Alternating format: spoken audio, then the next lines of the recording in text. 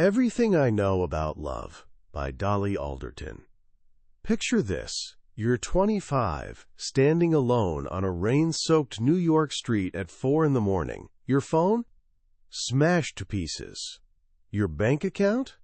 Completely drained. Your heart? Even more broken than your phone. You've just bolted from some stranger's apartment after he casually suggested a threesome with his furious roommate. And now you're wandering through Soho with no cash for a cab, no way to reach anyone, and this crushing realization that your grand adventure has turned into an absolute disaster. You feel completely, utterly lost. Now, this isn't some dramatic movie scene. This actually happened to a young woman desperately searching for love but somehow only finding chaos.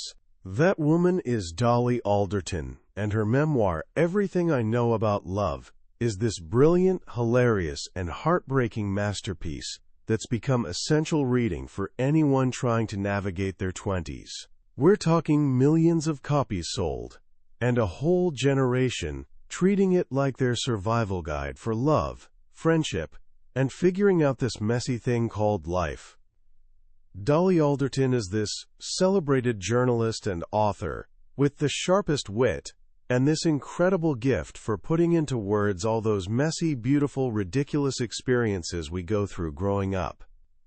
In this book, she opens up her life with breathtaking honesty. She takes us everywhere. Her teenage bedroom where she fell for boys through dial-up internet, those sticky university party floors, and into the home she built with the women who became her anchor. Today, we're diving into the most powerful lessons from her journey. We're going to discover why our frantic hunt for romantic love can actually lead us further from ourselves, and how the deepest love might be hiding right under our noses.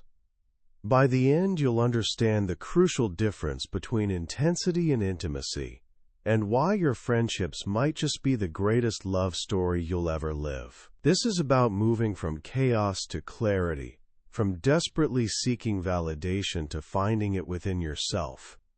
Our story starts exactly where so many of ours do, in that confusing, hopeful, slightly desperate world of being a teenager. For young Dolly Alderton, growing up in the beige suburbs of North London, life felt like sitting in a waiting room. She was waiting for her real life to begin. And in her mind, that life revolved around one thing: romantic love. As a teenager, Dolly believed romantic love was the most important, most exciting thing in the entire world, the ultimate prize. Without it, you'd basically failed. Her whole understanding of the world filtered through this lens. She spent her adolescence glued to a computer screen, logged into MSN Messenger. This was her escape, her digital portal into human connection, and most importantly, into the world of boys. These weren't real boys, not in the tangible sense. They were what she calls phantom boys, email addresses and tiny profile pictures passed around by friends of friends. She'd spend hours chatting with boys from Bromley or Maidenhead, places that felt impossibly exotic. They'd discuss favorite bands and exam choices, but mostly they were performing carefully curated versions of themselves. It was pure fantasy, where you could create the perfect connection, the perfect chemistry, without the awkward reality of actually looking someone in the eye. This was Dolly's first lesson, though she didn't realize it yet. The gap between the person you imagine and the person who actually stands before you can be absolutely heartbreaking. The few times these online romances led to actual meetings almost always ended in gut-wrenching disappointment. One boy she'd talked to for months, Bezalel, met her at a shopping center. The date lasted 12 minutes. He told her skirt made her look like a Scottish man. She told him his taste in movies was babyish. He blocked her on MSN that same day. This pattern of building connections through words and screens, only to be crushed by reality, would haunt her for years. It taught her to prefer the script she wrote in her head over the unscripted, messy business of real connection. When she moved from her teenage years into university at Exeter, the technology changed, but the goal stayed the same.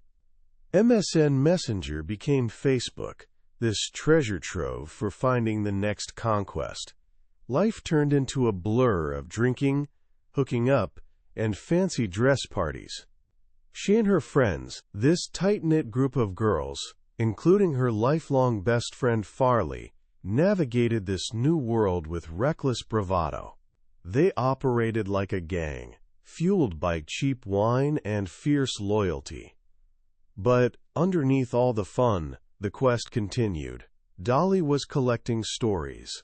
She was a human metal detector, she says, crawling through life, searching for anecdotes, for experiences that would make her feel truly alive.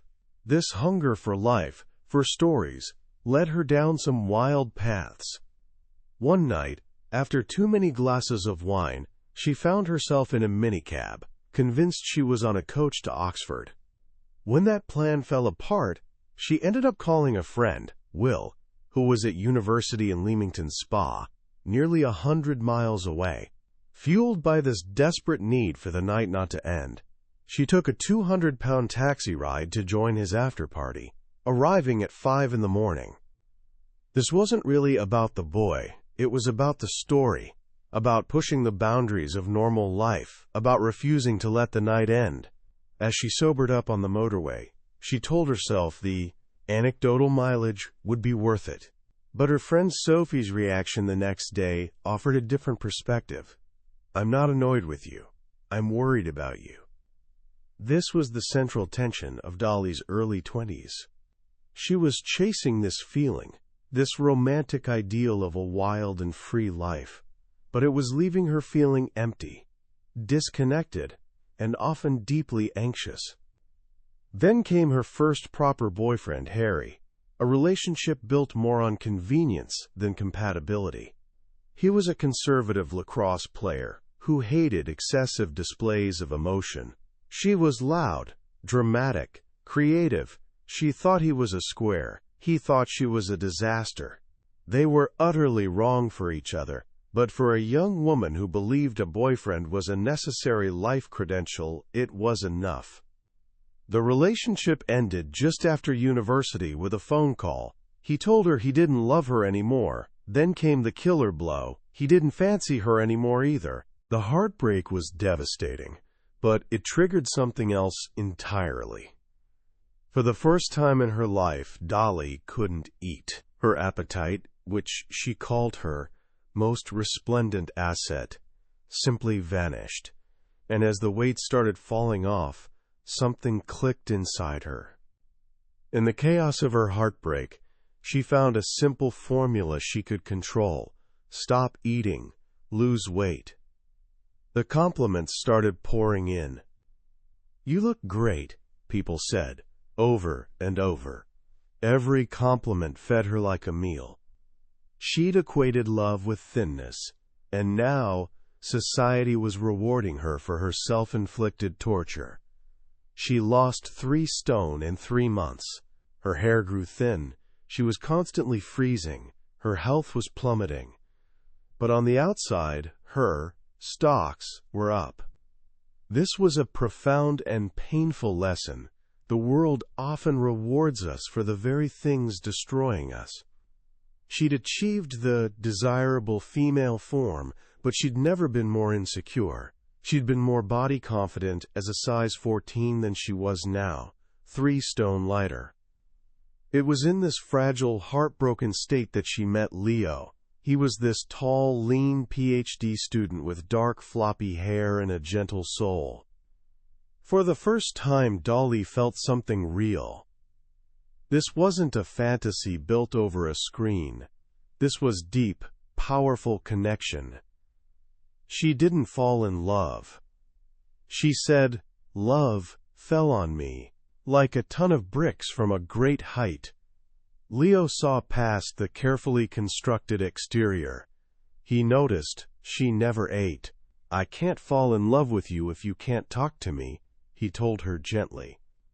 And because she would have done anything to keep this man in her life, She started the slow, painful process of recovery. She began eating again. She went to therapy. She fell back in love with food, with cooking, with life. Leo liberated her from her obsession with perfection. With him, she felt free to be her messy, imperfect self. But the relationship didn't last. They'd met as students, and as they grew into adults with careers and responsibilities, they grew in different directions. The breakup was amicable, but it left Dolly feeling adrift once again. This is when she entered what you might call her existential crisis phase. The phase her friend Hannah had so perfectly described years earlier as the dread of life being nothing more than Tottenham Court Road and ordering stuff off Amazon. It's that moment you realize you're a grown-up, and it's not what you thought it would be. You're not who you thought you'd be. The parties and the drinking, the things she used to lean on, no longer worked. They just left her feeling more empty. This feeling culminated in that fateful trip to New York. She went for a friend's wedding, secretly hoping for a holiday romance, a fresh start, maybe even a new life. Instead, she found herself more alone than ever. After being rejected by her wedding fling and that disastrous encounter with the Frenchman, she hit rock bottom. It was in this moment of utter despair that she connected with a man named Adam on Tinder. He was kind, earnest, this all-American guy who simply offered to be her friend. When they met, she found herself opening up in a way she never had before. She told this stranger everything. Her heartbreak, her eating disorder, her fear of intimacy, her anxiety, the grief she felt for her friend's sister who was battling cancer. "You're so sad," he said, stroking her cheek. And in that moment, she was. But she was also, for the first time, being completely honest about it. The connection was immediate and intense. He told her he loved her after just 6 hours. He begged her to stay in New York, to start a new life with him, even offering to marry her so she could get a visa. It was the ultimate romantic fantasy, the perfect escape. But in that moment, Dolly had a breakthrough. She looked at this kind man offering her a brand new life and realized the problem wasn't the city. It wasn't her job, or her flat, or her lack of a boyfriend. "I'm the problem," she told him. "I'm the thing that needs changing." She flew home, and she began the real work.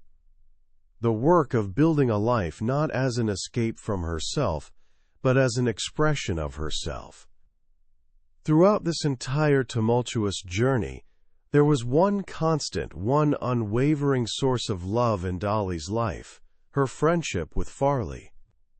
Theirs is the true love story of the book. They met at school when they were 11 and became family. They were each other's plus ones, sidekicks, lighthouses in the storm. "I only make sense with her there," Dolly writes. "My mess only takes a proper shape with that familiar and favorite piece of my life standing next to me." So when Farley fell in love with a man named Scott, a man Dolly had inadvertently set her up with, it sent Dolly into a spiral. It wasn't just jealousy. It was this deep, primal fear of being left behind.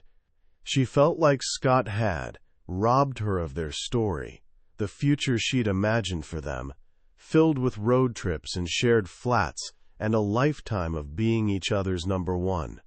Nothing will change, Farley promised her when she announced she was moving in with him.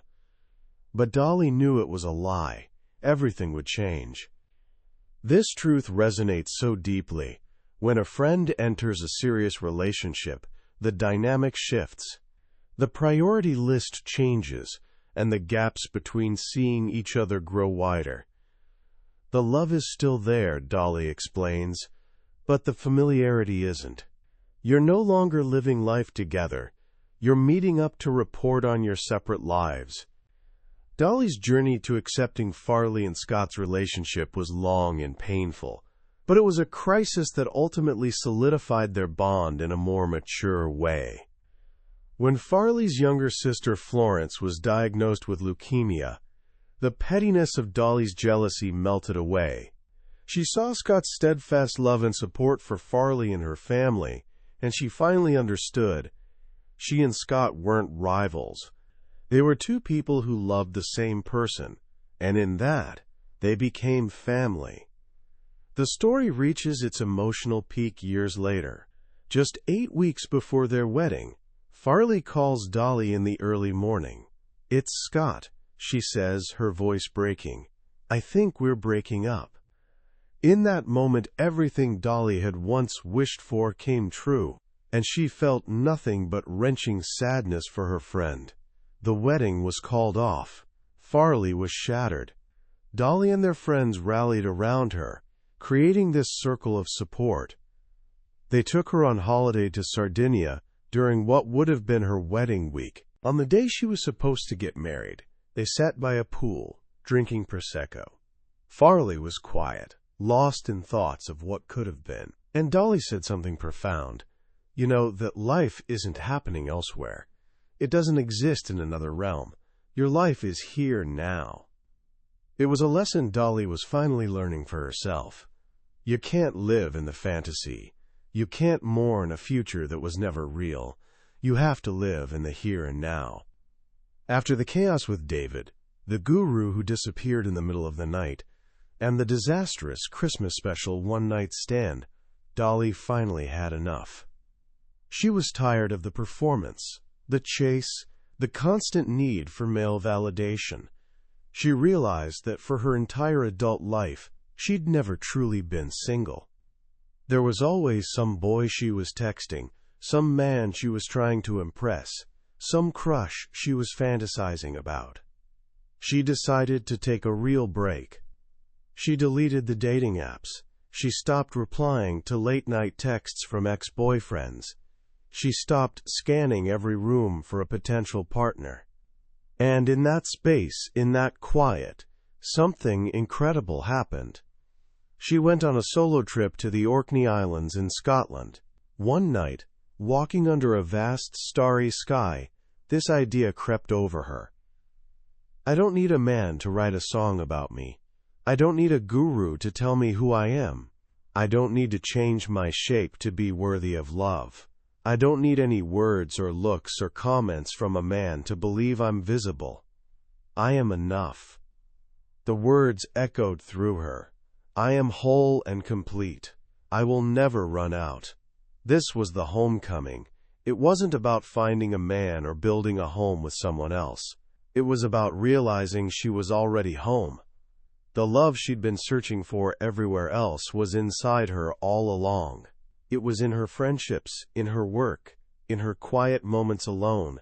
Love was the note from Farley left on her pillow. It was the recipes from her mom, tucked into cookbooks. It was the laughter she shared with her friends. It had been there all along. Nearly everything she knew about love, she realized, she'd learned from her long-term friendships with women. She knew what it was to love someone's flaws, to weather a crisis together, to be a lighthouse for each other. That quiet, reassuring, pottering, harmonious hum of a thing, that was love, and she had it in abundance. Dolly Alderton's Everything I Know About Love is more than just a memoir, it's a mirror. As you read it, or listen to her stories, you can't help but see reflections of your own life, your own friendships, your own heartbreaks, and your own clumsy, beautiful journey toward figuring things out. What makes this book so powerful is its radical honesty. Dolly doesn't present herself as some guru with all the answers. Instead, she invites us into her mess, and in doing so, she makes us feel less alone in our own. There are two lessons in particular that I believe are the beating heart of this book, and they're lessons that will serve you well for the rest of your life. The first is the profound, earth-shattering importance of friendship. In our culture, we're so often taught that romantic love is the pinnacle, the ultimate goal. Friendships are seen as this lovely, supportive network that holds us up until we find the one. But Dolly turns this idea completely on its head. She argues, through the beautiful tapestry of her life, that the love we share with our friends isn't a consolation prize. It's a defining, life-sustaining force. It's the love that's there before, during, and after our romantic relationships come and go. It's the love that shows up with a pint of ice cream after a breakup. The love that answers the phone at 3 in the morning. The love that holds your hand at a funeral. Learning to cherish and prioritize these relationships, to see them as the great love stories they are, is one of the most important things you can ever do. The second core lesson is the journey to self-love, the realization that, I am enough. This isn't some cheesy affirmation. It's a fundamental shift in how you see yourself in the world. For years, Dolly looked for her reflection in the eyes of men. Her worth was tied to their attention, their validation. Her journey is about learning to be her own mirror. It's about understanding that your value doesn't fluctuate based on whether you're single or in a relationship. It's about building a life that feels so full and rich on its own that a partner becomes a wonderful addition, not a desperate necessity. It's about coming home to yourself.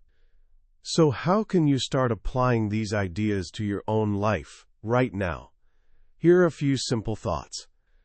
First, take a moment to honor a great friendship in your life. Think of your Farley, that person who's seen you at your best and your worst.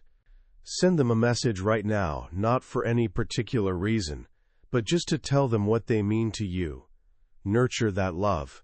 It's one of the most precious things you'll ever have. Second, practice being with yourself. We live in a world of constant distraction, a world that encourages us to run from our own thoughts and feelings. Try carving out a small amount of time to just be. Go for a walk without headphones. Sit in a park without your phone. Get to know the person you are when no one else is around. Learn to enjoy your own company. It's a skill that will bring you a lifetime of peace. And finally, question 1, rule about love that you've always believed. Maybe it's the idea that you have to play hard to get, or that you're not complete without a partner. Ask yourself, is this rule serving me? Is it making me happier? Or is it just a script I've been handed? The journey of love is about writing your own story, not following someone else's. That was the book summary of Everything I Know About Love by Dolly Alderton. We've explored the main path of her journey today, but I have to be honest with you. A summary is like looking at a map of a beautiful country. It can show you the major cities and the winding roads, but it can never replace the feeling of actually walking those streets yourself. The real magic of this book happens in those quiet moments of reading, when a particular story makes you laugh out loud, or a single sentence resonates so deeply it feels like it was written just for you. This summary is your map, designed to help you decide if this is a journey you want to take. If anything we've talked about today has struck a chord, I encourage you to grab a copy. Reading it isn't just about learning lessons. It's an experience that can genuinely change the way you see love, friendship, and most importantly, yourself. Also, if you found this summary valuable and it gave you something to think about, please consider hitting that like button and subscribing to the channel. That way, you won't miss our next exploration into another life-changing book from the Billionaire's Bookshelf. Let's keep growing and learning together.